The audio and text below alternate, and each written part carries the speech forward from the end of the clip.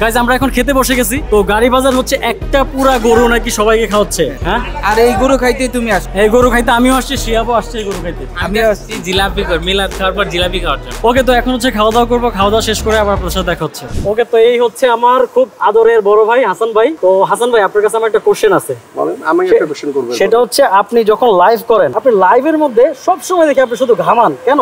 ব্যাপারটা হচ্ছে যে আমি খুব নার্ভাস থাকি। মানুষ মনে করে যে না ভাই খুব স্বতঃস্ফূর্ত কথা বলতেছে, কিন্তু আমি ভিতরে ভিতরে খুব নার্ভাস থাকি। কারণ গাড়ি নিয়ে লাইভ করতেছি 5 বছর।